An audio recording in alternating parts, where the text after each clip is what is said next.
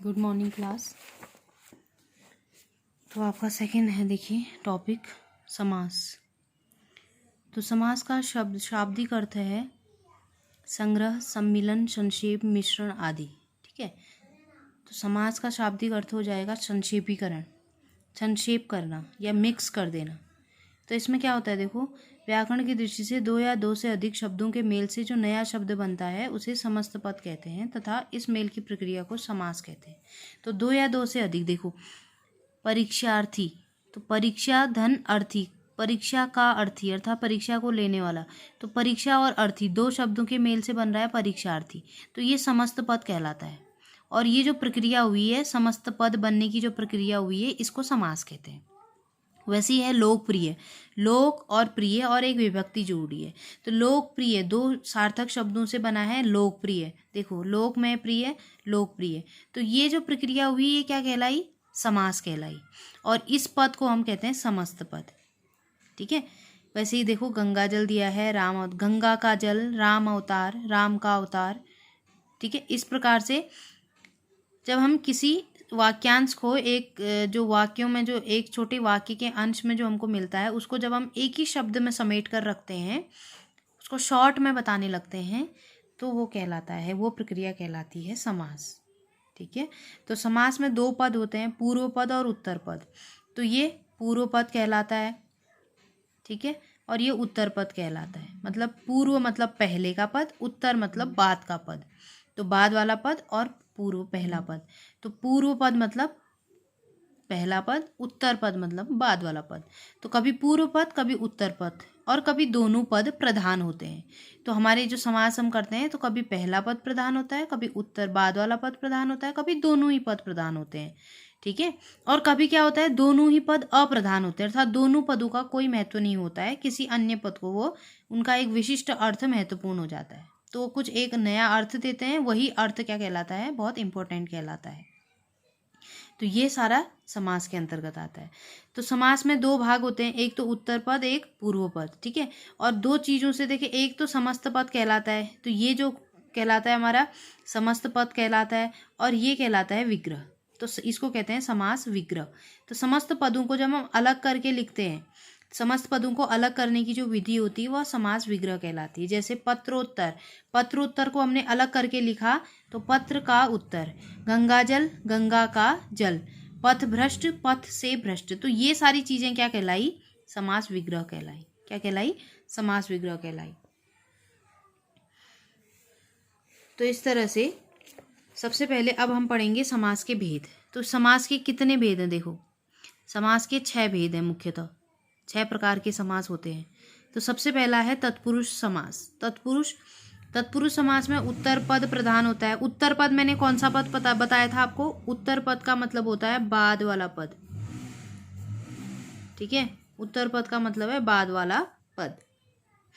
तथा पूर्व पद का मतलब पहला पद गौण होता है। गौण का मतलब होता है अप्रधान, इंपॉर्टेंट नहीं होता है।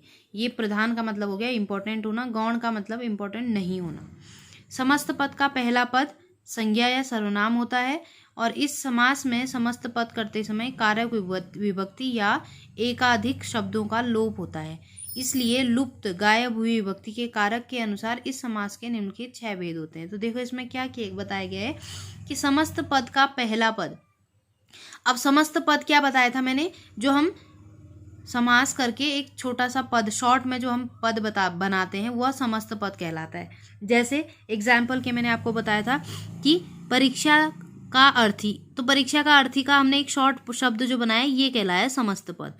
तो ऐसे ही बताया गया कि समस्त पद का पहला पद। अब इस समस्त पद का पहला पद क्या है, परीक्षा है।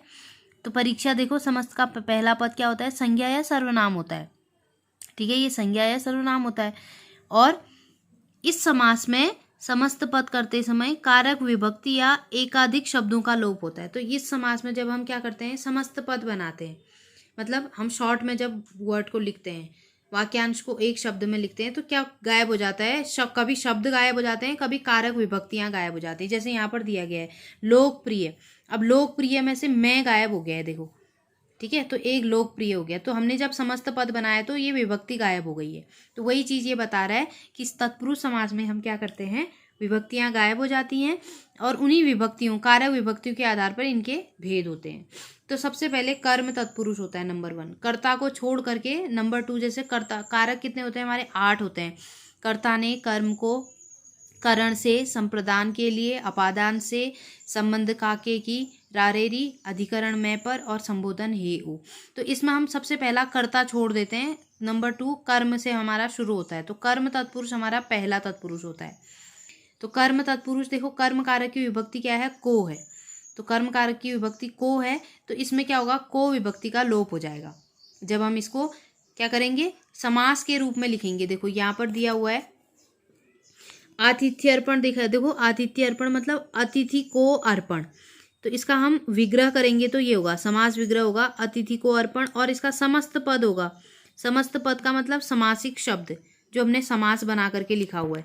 तो ये क्या हो जाएगा? आतिथ्य अर्पण हो जाएगा। देखो ठीक है, आतिथ्य अर्पण हो जाएगा। ये हमने समास के रूप में लिखा और उसके बाद इसका विग्रह हमने किया अतिथि को अर्पण। तो यहाँ पर हमारा विभक्ति वापस आ गई है। देखो यहाँ हमारी विभक्ति नहीं थी, यहाँ हमारी विभक्ति वापस आ गई है। वैसे ही है ग्रहागत, घर ग्रह को आया हुआ। ठीक है, ग्रह धन आगत से बना है, ग्रह धन आगत।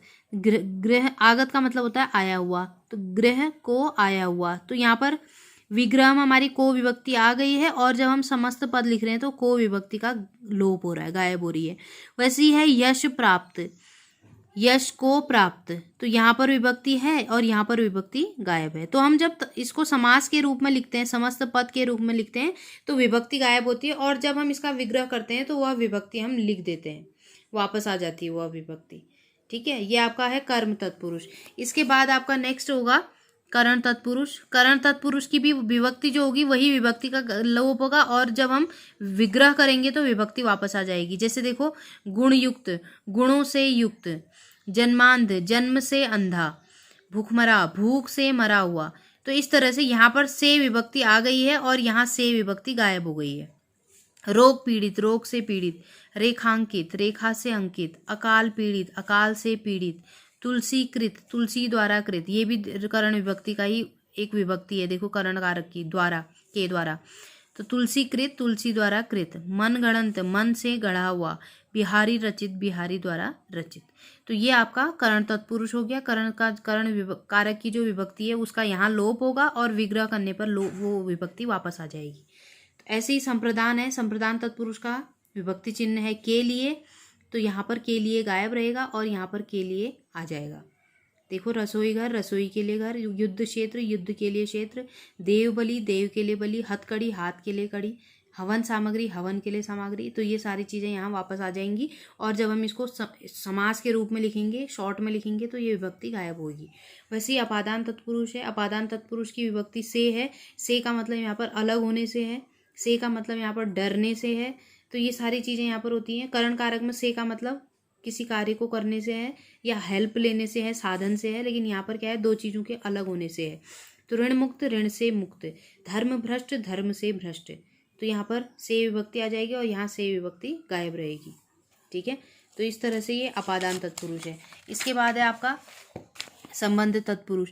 संबंध मतलब काके की, रारेरी क्या होंगी, यहाँ आ जाएंगी और यहाँ गायब हो जाएंगी। भारत रत्न, भारत का रत्न। ठीक है, गंगा तट, गंगा का तट, जलधारा, जल की धारा। तो काके की यहाँ आ जाएगा संबंध के लिए और यहाँ गायब रहेगा। ऐसी है अधिकरण तत्पुरुष। अधिकरण तत्पुरुष का मैं पर है चिन्ह, तो यहाँ पर क्या होगा, यहाँ विभक्ति गायब हो जाएगी और यहाँ विभक्ति आ जाएगी। कला प्रवीण, कला में प्रवीण, गृह प्रवेश, गृह में प्रवेश, कुल श्रेष्ठ, कुल में श्रेष्ठ। तो यहाँ पर ये विभक्ति आ जाएगी और यहाँ जब हम समस्त पद लिखेंगे तो विभक्ति गायब होगी। सिर दर्द, सिर में दर्द। तो ये आप सब प्रैक्टिस करेंगे। इसके बाद नेक्स्ट आपको मैं नेक्स्ट वीडियो में बताऊंगी। Thank you.